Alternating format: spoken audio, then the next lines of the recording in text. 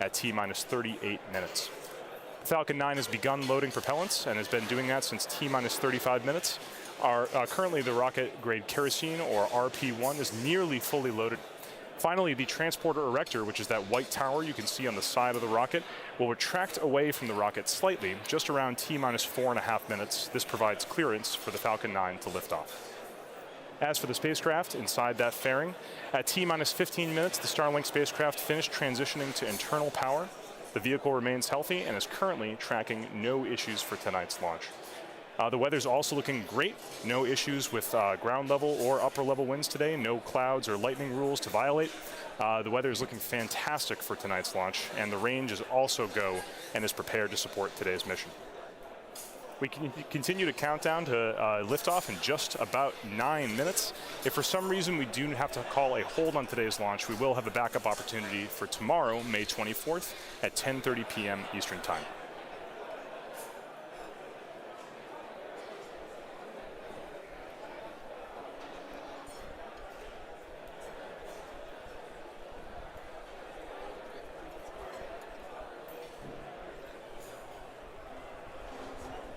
Today, most satellite internet service comes from geostationary satellites, or geosatellites. These are satellites that sit at one point very high above the Earth and provide connectivity over a broad area. The main drawback of this setup is that you have a higher latency or delay in the signal provided because they're so far above the Earth. Satellites like this are also generally more expensive to produce and launch. Low Earth orbit satellites are much closer to the Earth and so have much lower latency or delay in their signal. The satellites are also smaller and less expensive to launch. Here you can see an animation that represents how the Starlink constellation operates. Again, you have a high number of satellites in constant motion covering all parts of the globe. And since they're so low to the Earth, that latency, or the delay from the signal going from the ground to the satellite and back down to the ground, is much lower than a geostationary satellite.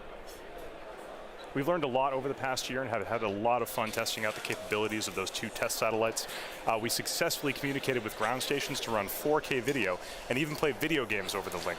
And we also partnered with the Air Force Global Lightning program to demonstrate how over 600 megabits per second of throughput to an aircraft in flight, which is super exciting for those of you who travel frequently.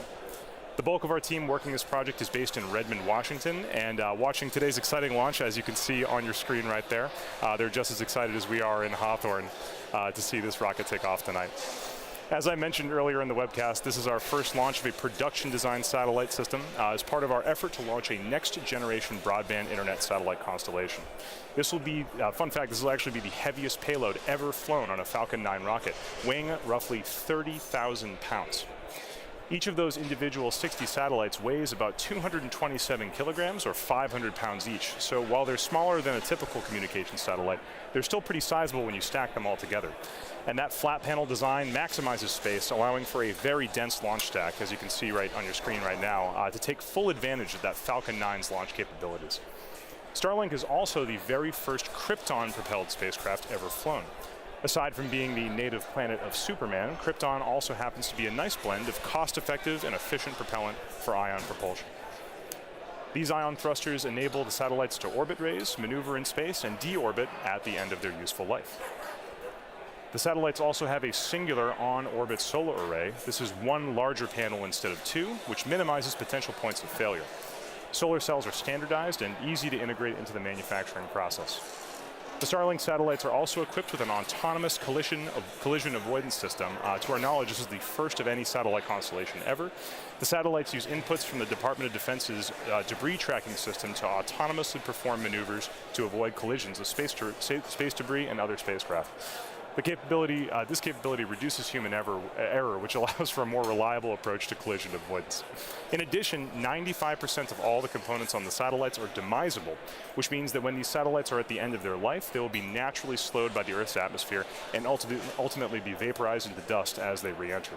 At 95% demisable, the satellites exceed current safety standards, and future iterative designs will go even further, shifting to a full 100% demisable material design. Also, while flying at a lower altitude of 550 kilometers, we ensure that the satellites will quickly and easily demise at the end of their life cycle. Once they reach the end of their life, the satellites will utilize their onboard ion propulsion system to deorbit over the course of a few months. In the unlikely event that a propulsion system becomes inoperable, the satellites will naturally passively decay because of atmospheric drag within 1 to 5 years, which is significantly less than the 25-year industry standard for low Earth orbit, or the thousands of years required if you're at a higher altitude. We are currently just about T-minus 5 minutes until liftoff. Falcon 9 is moving into the final stages of its countdown. The first and second stages are both fully loaded, nearly fully loaded, with 1 million pounds of kerosene fuel and liquid oxygen. The first stage should finish prop loading at about T-minus 3 minutes, and the second stage will finish just after at T-minus 2. We're approaching that T0 mark quickly, so we'll listen into the countdown momentarily. At T-minus 60 seconds, be sure to listen in for the call-out that the Falcon 9 is in startup. This means that the rocket's autonomous internal flight computers have taken over the launch countdown. The Starlink payloads in that fairing continue to be healthy, and the F9 team is currently tracking no issues aboard the rocket.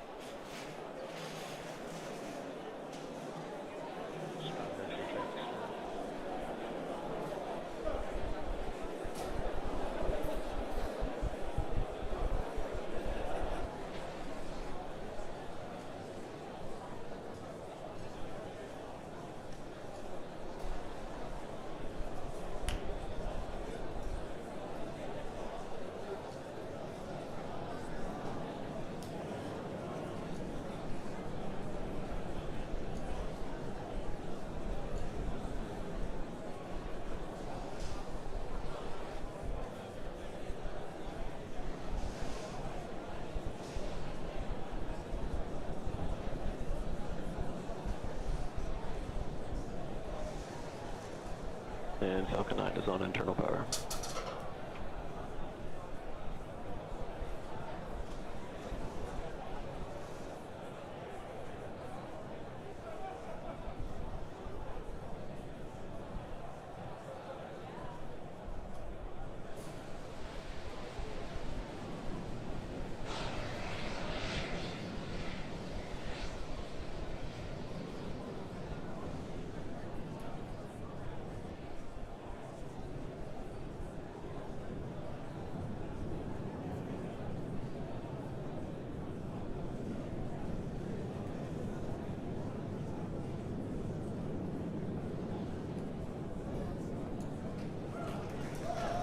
And Falcon 9's in startup.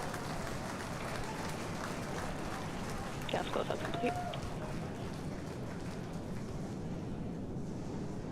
Stage 2, press for flight. Go for launch.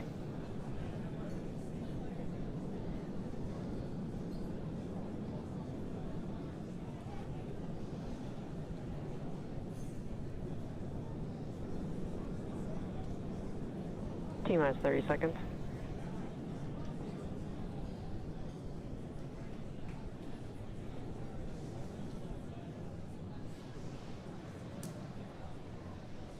Stage 1's at startup pressures. T-minus 15 seconds. Falcon 9 is configured for flight. 10, 9, 8, 7, 6, 5, 4, 3, 2, 1, 0. Ignition. Liftoff. Go Falcon. Go Starlink. Go USS.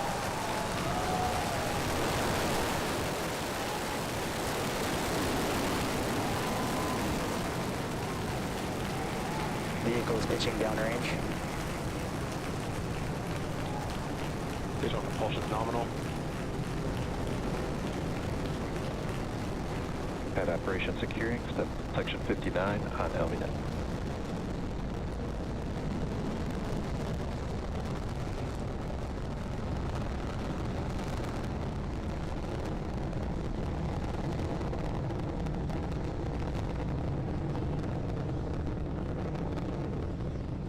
Power and telemetry nominal.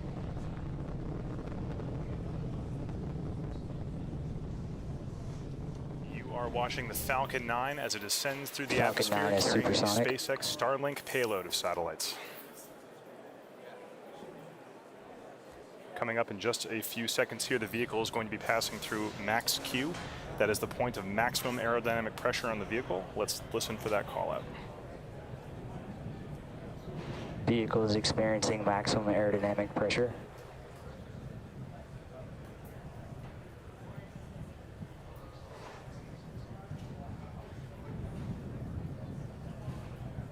vehicle has passed through max Q, which means that the atmosphere is only going to get thinner from here on out. Coming up shortly at T plus 2 minutes and 35 seconds is going to be, or excuse me, T plus 2 minutes and 32 seconds is going to be MECO. That stands for main engine cutoff. That's when those 9 Merlin engines you can see burning on your screen right now will shut off or cut off. Shortly, only a few seconds after that, will be stage separation at 2 minutes and 35 seconds, quickly followed by SES1. That stands for second engine start 1. That's when that single Merlin vacuum engine will ignite after stage separation. All telemetry looks nominal from that first stage right now, and trajectories look good.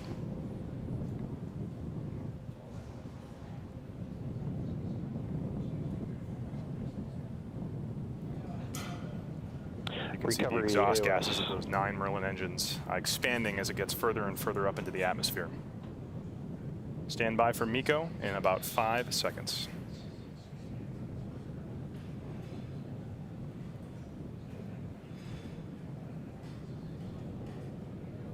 Stage separation confirmed.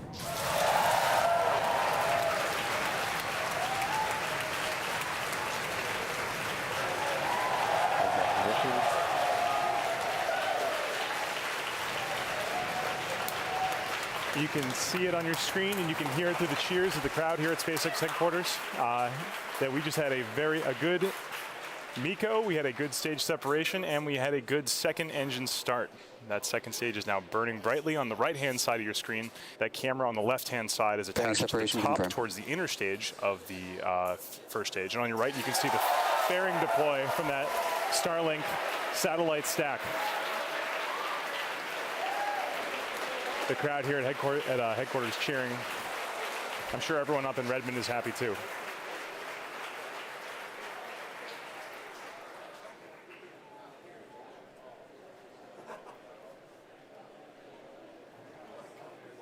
So at this point in the mission, there are 2 things happening simultaneously. On the right-hand side of your screen, you can see that's the SpaceX Starlink stack right there, now exposed to the vacuum of space, that we've jettisoned that payload fairing from the top of the rocket.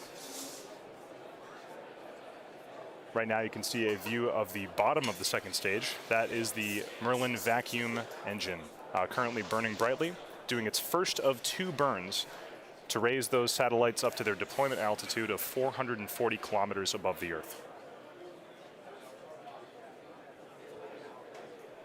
The next step for this second stage is going to be SECO-1. That's going to happen at 8 minutes and 47 seconds. But while that's happening, we'll be watching the first stage also coming back down towards the surface of the Earth.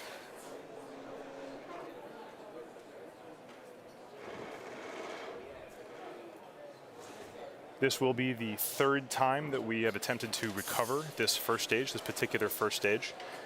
Those of you who have seen previous landing attempts may notice that we are not doing a boost back burn today. This is because boost back burns are typically used to cancel out the horizontal velocity of a first stage as it goes away from the launch pad and then bring it back towards the Cape. For tonight, we're doing a drone ship landing on Of Course I Still Love You, so we just position the drone ship out in the Atlantic Ocean to catch it at the end of its trajectory. No need for a boost back burn here. Without a boost back burn, the next step coming up for the first stage will be the entry burn at T plus 6 minutes and 23 seconds. The entry burn will last for approximately 20 seconds and then shut down. And then after that, we'll be heading towards a landing burn.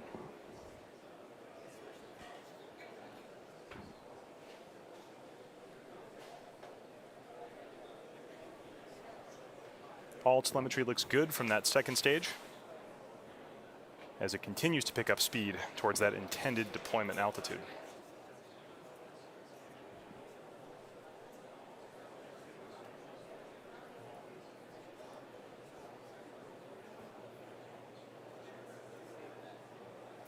So as I said earlier, the first stage is now about to start its entry burn at 6 minutes and 23 seconds. This entry burn is to slow that first stage down just a little bit before it hits the thicker regions of the atmosphere. You can see the camera on the first stage on the left-hand side of your screen right now. It's dark, but in a few minutes, those Merlin engines at the bottom of that first stage will light up, and there they go. Entry burn has started. That is the start of the entry burn.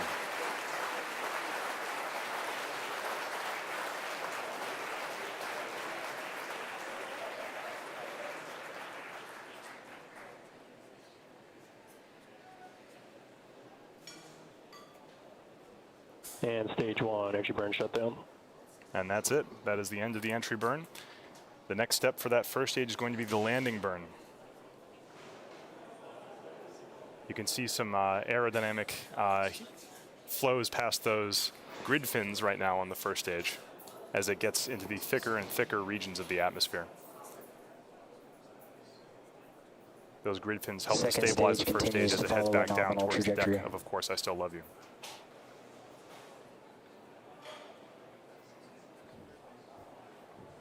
Stage 1 is transonic. Also signal stage 1, Cape Canaveral, as expected. All telemetry is nominal on the second stage as it continues to accelerate. Next big thing happening here is going to be the landing burn at T plus 8 minutes and 9 seconds, just about 30 seconds from now.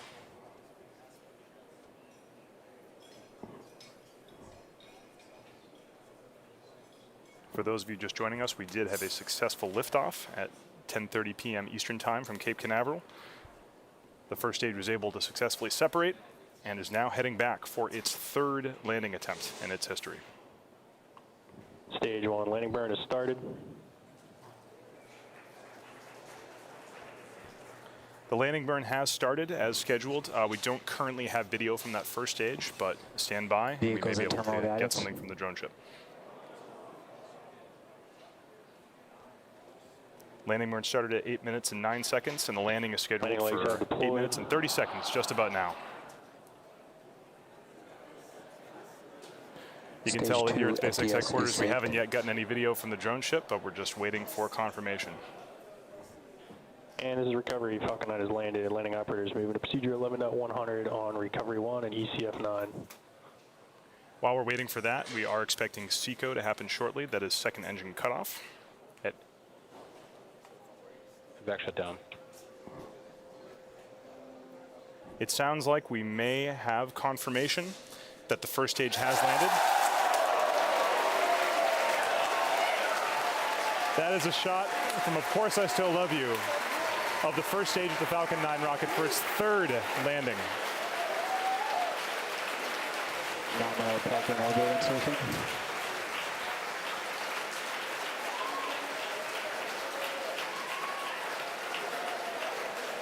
Always great to see those first stages come back. While that was happening, we did have our second engine cutoff 1. That's the end of the second stage's first Acquisition burn. signal in the firmament. And we did have confirmation of a good orbit for that second stage.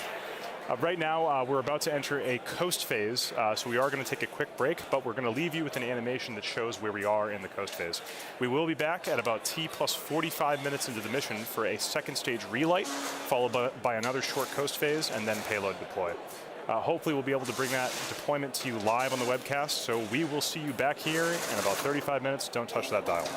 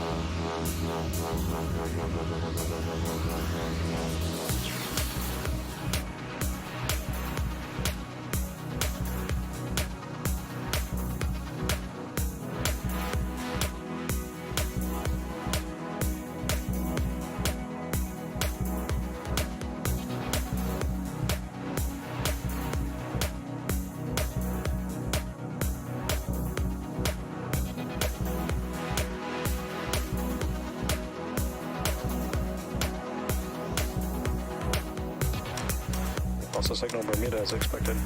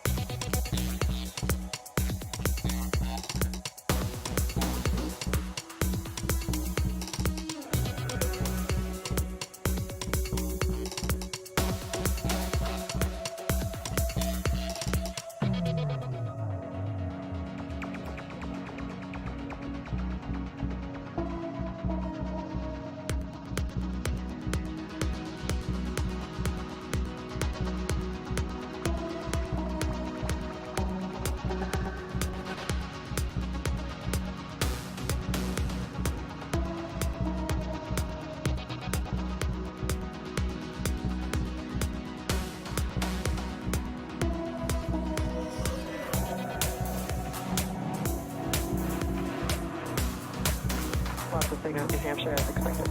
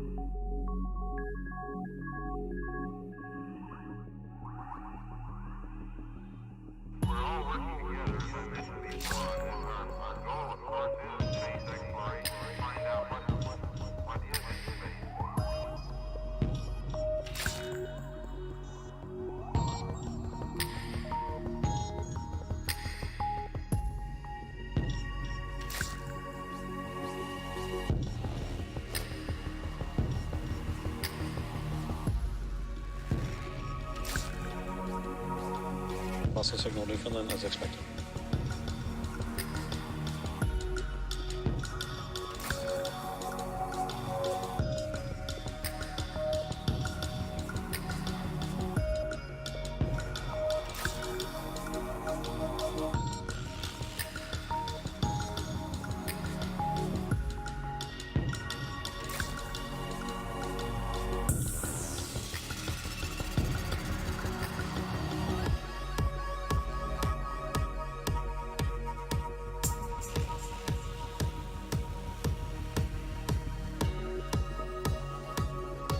Acquisition of signal, Open Hilly.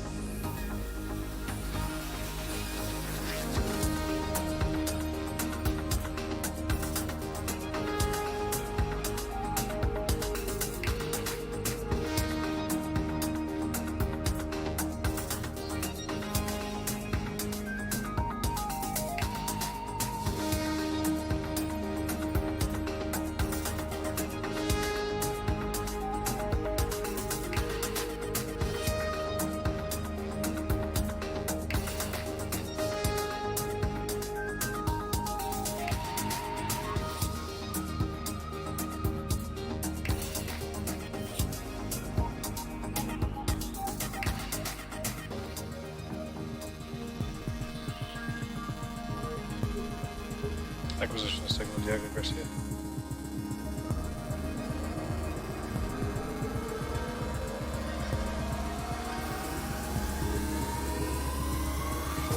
Acquisition of Diego Garcia.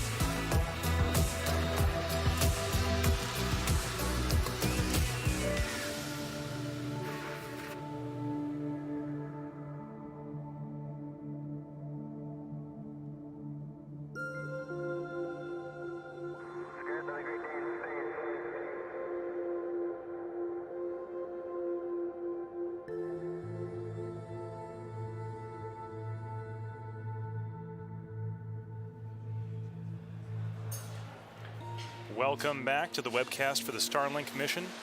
For those of you just joining us, we did have an on-time liftoff from Cape Canaveral Air Force Station at 10:30 p.m. Eastern Time.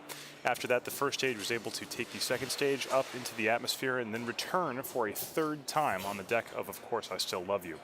All the while, the second stage was able to complete its first burn, and it is now just about to start its second burn. We have two events coming up here, one at T plus 45 minutes and 56 seconds. That'll be SES-2, or Second Engine Start 2. This is the second of two burns that the second stage will be performing before deploying the payloads at their intended deployment altitude of 440 kilometers above the Earth. So with just about 10 seconds until SES-2, let's watch. This will be a short one, only about 3 seconds of burn.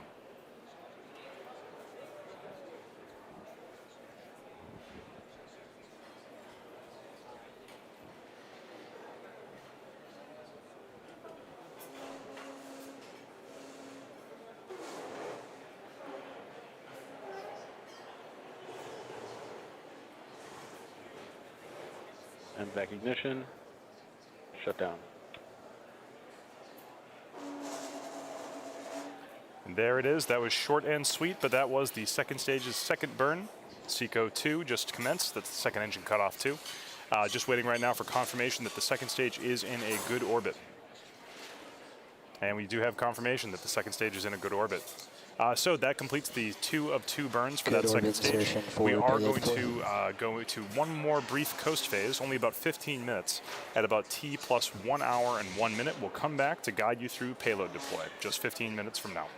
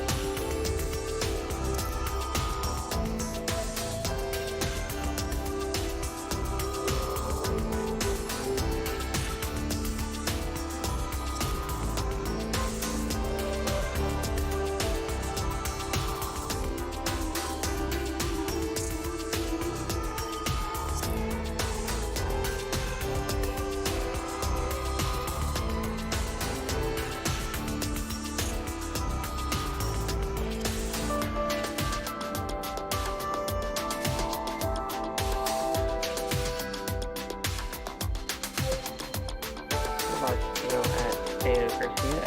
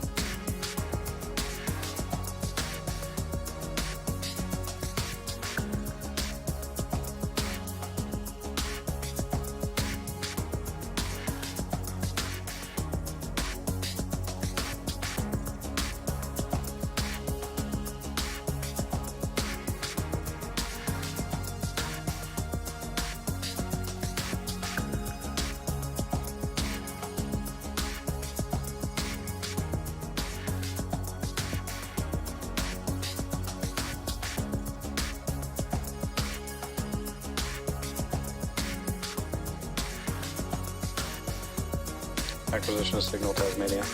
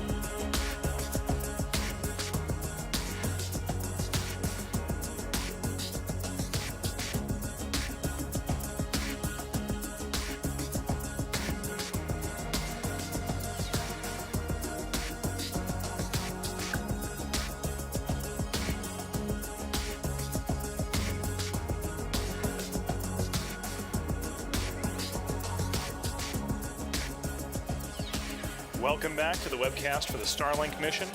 Just for those of us joining us, we did have an on-time liftoff at 10:30 p.m. Eastern Time from Cape Canaveral. That first stage was able to accelerate the second stage into orbit and then touch back down on the deck of Course I Still Love You. And then the second stage was able to complete its 2 scheduled burns.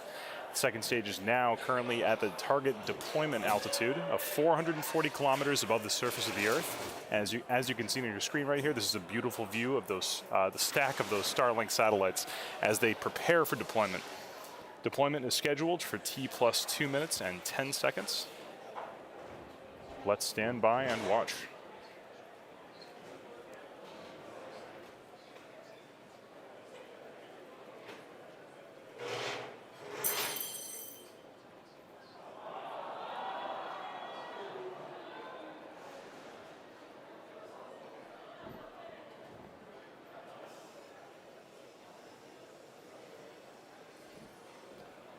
This brief loss of signal was expected. We should be able to get that video back very shortly. Stand by. Starlink Constellation deploy confirmed. And we have confirmation of deploy. You can hear the team in the background. This is an incredible moment for SpaceX. You can see those flat-packed Starlink satellites slowly gliding away from the top of the second stage. This is the highest number of satellites that SpaceX has ever deployed in a single time.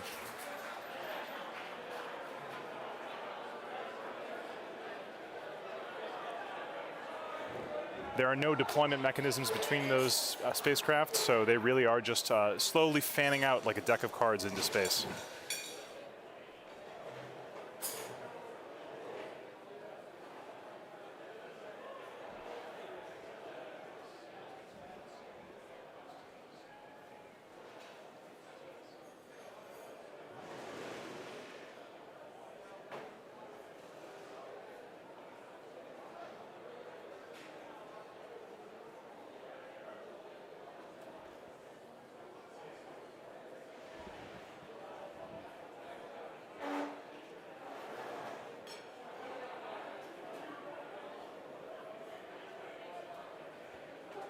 You can see those spacecraft starting to separate as they naturally glide away from each other. The sun is glinting pretty strongly off the panels and the bodies of those spacecraft, so it's tough to see them individually, but you can kind of see one breaking away from the pack right now. Those spacecraft will slowly disperse over time.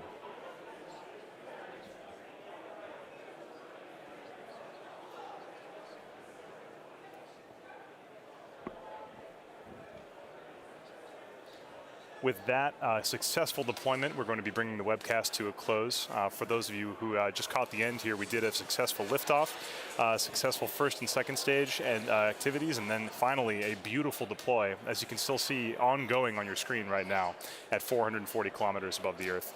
It's been a very exciting launch day today here at SpaceX, but we really are just getting started. Please, thank you to the 45th Space Wing for range safety and to the FAA for licensing today's launch, as well as the FCC for our first operational Starlink satellite licenses. We'd also like to thank all of our viewers for tuning in. Please follow our website and social media platforms for updates on our next missions and milestones. It's been an honor to host tonight's webcast. Have a good night.